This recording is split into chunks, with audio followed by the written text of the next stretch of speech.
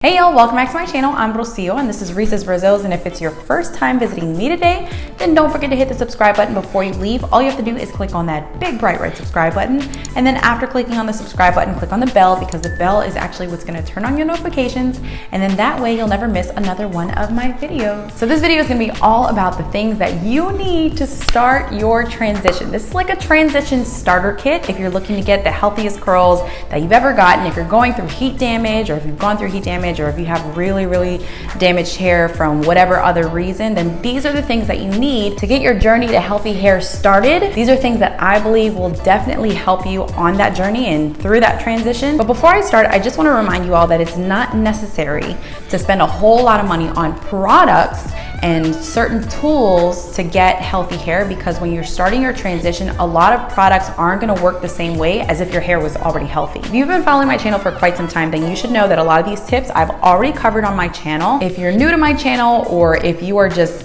struggling to find the tips that you need to get healthier curls or to start your transition, then this video is obviously for you. If you've been following me for a while and you already know some of these tips, use this video as a refresher if you're still going through your ups and downs in your transition. So the first thing on this curly hair transition starter kit is a t-shirt. So you don't need to go out and buy a t-shirt. I mean, like I said, most of y'all already have, you could look, y'all, I know you have an old t-shirt sitting in the back of your closet somewhere. Just use that one. The reason why a cotton t-shirt is in this starter kit is because you're actually going to use this instead of a towel to dry your curly hair after washing it. Why is it so important to use a t-shirt instead of a towel? Well, towels actually have large fibers that can latch onto your hair whenever you're drying it, and that will cause friction, and friction will cause frizz, and nobody wants frizz when they're drying their hair. A cotton t-shirt will also help to absorb the excess water that your hair has after washing it without taking out so much moisture to where your hair is like completely dry. The next thing on the list is a spray bottle. This will definitely come in handy whenever it comes to just re-wetting your hair before applying products, or even re-wetting your hair on the second day or the third day to help reactivate any products that you had already used. So that way you're not applying more product on day 2 or more product on day 3 and just weighing your curls down, because when you're transitioning, you don't really have a lot of life, or you don't really have a lot of volume. So the more you're applying products onto your hair, the heavier it looks, right? So if you don't have a full curl pattern going on, then it just looks flatter and flatter and flatter. So this was like, what, $2 at Sally's, I think. You don't really need a spray bottle, but it definitely helps. You can do what I did in the very beginning, and I just, poured a little bit of water on my hand from under the faucet, and then just, just don't make that sound, but you know what I mean. So the next thing on the starter kit is a plastic bag. And I know a lot of y'all have plastic bags already, so there's another thing that's free. Now, if you already have a shower cap, that works just fine. But the reason why a plastic bag is in your starter kit is because you're gonna need this for deep conditioning your hair and applying protein treatments on your hair. Basically, the way I use the plastic bag was I just put it over my head,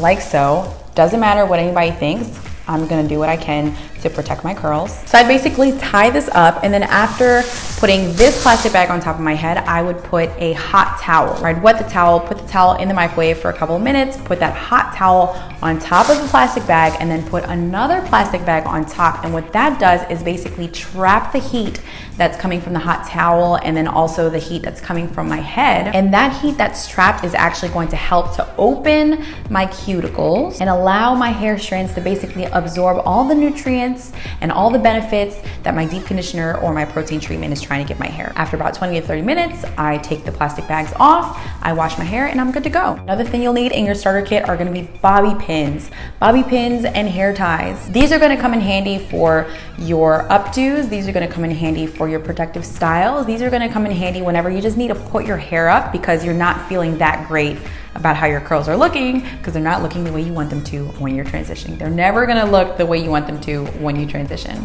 The next thing you're gonna need in your starter kit are gonna be hair clips. These are gonna come in handy when it comes to separating your hair or separating your curls before applying a deep conditioner or before applying a protein treatment, or even when it comes to separating your curls before applying products. Just kind of holds it in place. Again, super cheap, very convenient, very helpful, not necessary. You can always just kind of like bantu it out or just like roll it in the same spot, and it just kind of keeps your hair in place. I just find that this is easier. This is something that's really, really important, and I would say definitely necessary when you're transitioning, and even when your hair is completely healthy, but particularly when you're transitioning. So what happens is when you're transitioning, you have a variety of textures and patterns in your hair, right? So all those different textures and patterns are actually gonna get intertwined and tangled within each other. So when you're combing your hair, you can use your fingers, which are free because you have them attached to your body, or you can use a wide tooth comb. This is going to help to gently separate your hair, gently detangle your curls, especially if you're starting from the bottom and working your way up. This is something that you definitely need. I don't remember where I got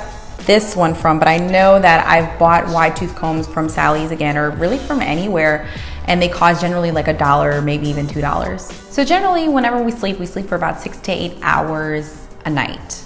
Usually. That is a lot of time that a cotton pillowcase has to soak up the moisture from your hair. In addition to those 6 to 8 hours of having moisture sucked from your hair, you also get a lot of frizz because your hair is tossing and turning along this cotton pillowcase, and that's again creating friction, and then the friction is of course going to generate frizz. So the chances of having great second day, third day, fourth day hair are slim to none. When you're sleeping on a satin pillowcase though, it's a little different. It's gonna help to retain the moisture in your hair, and it's also going to help your hair and your head glide back and forth along the satin pillowcase while you're dreaming and you're sleeping. So with easier gliding on a satin pillowcase, it's gonna cause less friction and less frizz. And it's also proven that if you're sleeping on a satin or silk pillowcase, it's gonna help to avoid wrinkles in the future. So you're killing 2 birds with 1 stone. Not literally. So this is probably one of the pricier items in this starter kit. The pillowcase I think I got for maybe $10 to $15 at Sally's. I did buy 2 just so I would have a matching set. So that cost me what, like $20 to $30? But when I tell you this is gonna be with you for a very long time, and it has lots and lots of benefits, so I would encourage the splurge. All right, time out, y'all. I actually lost the sound for this next part, and I'm so sorry for the bad sound quality if it bothers you, but it's really, really important for me to share this, so here you go. Next thing that you're gonna need in your starter kit is coconut oil and Jamaican black castor oil. Why coconut oil? Coconut oil is actually something that I used when I was transitioning for pre-poo, and only pre-poo. Pre-poo is a treatment that helps to detangle your hair before washing your hair. Just like I said, when you are transitioning, you do have a variety of patterns, and that's gonna cause a little more knots and tangles than you're used to. So a coconut oil pre-poo treatment is definitely gonna help to get rid of those knots and just kind of maintain that moisture in your hair before washing it. Now, pre-poo is not for everybody. Not everybody likes pre-poo. Not everybody thinks they need pre-poo. I just found that a coconut oil pre-poo treatment definitely helped to kind of replenish that protein that I needed in my hair while I was transitioning. Now, an oil that I would highly recommend and I would say would be necessary in your transition would be Jamaican black castor oil, which I have here. Jamaican black castor oil helps so much in strengthening your scalp and strengthening the new growth. I applied it directly onto my scalp before going to bed. Not a lot, just a little bit, just massaging it onto my scalp. I applied Jamaican black castor oil in my deep conditioners, and I also kind of used it to help seal my curls after styling my hair. This is hands down one of the top things that you need in your starter kits. I think this did cost maybe about $10 at Sally's, or $10 on Amazon, or $10. It was not sponsored by any means by Sally's or any other company that I'm mentioning. I just wanted to mention Sally's because I know that it's a store that's easily found in this country and in other countries. But you can find a lot of these products at other stores or even online. I'll leave a list down in the description box below of all the products and all the items that I mentioned in this video and where you can find them, just to help y'all out. Some tools that you could add to your starter kit would be perm rods, flexi rods, and curl formers. And these will basically help give more of a consistent pattern to the curls on your head. We all know that when you're transitioning, you're gonna have a hot mess going on there with like 3 different textures or 3 different patterns on your head. You'll have some curls maybe at the new growth area, you'll have more of a wave going on in the center, and then you'll have just straight damaged ends. These curl formers or perm rods or flexi rods will help you give the straighter ends and the wavier ends a bit more of a curl pattern. Now, obviously it depends on the diameter of whatever it is that you're using. So like the thicker the flexi rod, the looser the curl, or the tighter the flexi rod, the tighter the curl. Now, if you are transitioning, just take note that when you're starting your transition, the shape of whatever it is that you're using is going to change over time. So my curls were not as tight as they are now. So I was definitely using a thicker curl former or even like a thicker flexi rod when I started my transition. But I know a lot of you feel uncomfortable going out and wearing your curls down or wearing your hair down because it's not an even pattern and you feel like you look a hot mess. You don't. Don't pay any mind to what other people might think. You're beautiful, your hair is beautiful, and you're just doing what it takes to get your curls healthy again. That's it. So the last tool that you'll be needing for your starter kit will be a diffuser. Now, diffuser will help you give more form to your curls, more definition, and a bit more volume. It'll also help you dry your hair a little faster because you're attaching the diffuser attachment to your blow dryer. I would highly recommend that when you're starting your transition or when you are transitioning to just air dry your hair, especially now that we're going into spring and summer. Why not just air dry your hair? It's inevitable. If you're going to use a blow dryer, you're gonna be applying some sort of heat to your hair, and if your hair is already damaged because of heat, then you don't want to make it worse. But yeah, a diffuser is gonna help you get more definition, more volume, and a bit more of a consistent curl pattern going on. Just don't make it a habit. So as far as starter kit, you're basically set with everything that I covered. I know a lot of you are gonna be asking for products. Oh my gosh, this question comes all the time. What products do I use if I'm transitioning? What products do I need to use to get over heat damage? Styling products don't really matter because if your hair is damaged, it's damaged. There's no miracle product out there that's gonna give you instant curls after using them when your hair is damaged. That's why it's really important to remember not to go out and spend hundreds of dollars on hair products because they're not really gonna be of use to your curls when your hair is damaged. It is important to focus on how you are treating your hair, how you are taking care of your hair when you're washing your hair, when you are detangling your hair, when you're applying treatments on your hair. All of that is really important. I mentioned pre-poo already. Pre-poo definitely helped me because the protein in the coconut oil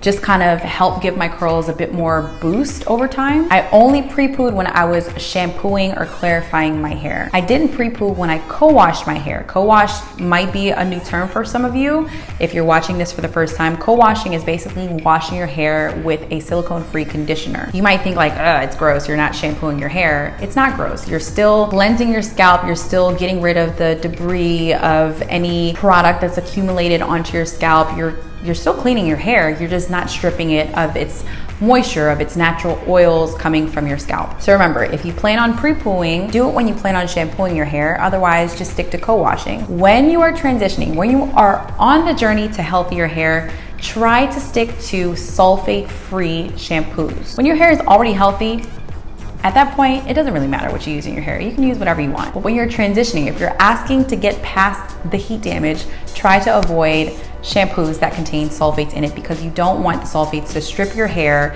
and strip your scalp of its natural oils that you're supposed to have. So when you're cleansing your hair, you have pre-poo followed by regular shampoo, and then you also have co-washing. That's cleansing. After cleansing, you have conditioning. So again, if you are transitioning or if you're starting your transition, it is best that you use a silicone-free conditioner. Once again, if you have healthy hair, it doesn't matter what conditioner you use. I know people who use silicones. Sometimes I use silicones, sometimes you use sulfates, but back then when I was transitioning, no. So again, if you're new to my channel, if you use silicones on your hair, silicones basically sit on your hair strand, and if you continue to use silicones and on top of silicones you use hair products, there's that potential of product buildup, and you're just gonna weigh your curls down and the products aren't gonna work as effectively as they should. Using a lot of silicones and a lot of products and having product buildup will also kind of like clog your hair follicle, and it can stunt your hair growth. So these are all things that happen if you use silicones on a consistent basis. So we have cleansing, we have conditioning, and now we're gonna go to deep conditioning. Deep conditioning is so important when you have curly hair because you want to retain as much moisture as possible, absorb and maintain as much moisture as possible. When I was transitioning, I deep conditioned once a week. So we did cleansing, we have conditioning, we have deep conditioning, and now we have protein treatments. I did protein treatments once a month when I started my transition. It helped me so much. There are deep conditioners and protein treatments out on the market that are good for your hair, and they have some that don't really work as effectively as others. I've also got DIY deep conditioners and protein treatments that I swear by. My DIY protein treatment I lived by when I was going through my transition. It helped me so much. I'll leave links down to both of those videos in the description box below. And that's basically it. I mean, I know you're gonna ask for specific products and specific examples on what I use when it came to washing, or even, I know it's gonna come up, even styling. If you find products that you like when it comes to styling your hair, stick to those products over a period of time and see if they work. Don't go out, if these products have samples or travel sizes, buy those first and then kind of like grow from there. Because if you buy a full bottle of something and you hate it, it's a full bottle that you have to waste. Unless you save the receipt and bring it back. I've done it. This video is probably entirely too long, and I almost feel like I'm losing brain cells just from staring at this ring light. I gave y'all a lot of information, but I hope this video was helpful. If you are finding me for the first time, I hope that I answered a lot of the questions that you had in regards to transitioning and all the things that you need to start your journey to healthier hair. If you've been following me for a while, I hope this video was a refresher. And because we are family here, let me know in a comment below, what are some things that you used or that you did that helped you with your transition? If you already have healthy hair, let me know what is working for you now if you are transitioning. Give this video a big thumbs up if you found it helpful, and don't forget to subscribe if you haven't subscribed already. I love y'all, un besito, and I'll see you in the next video. Bye.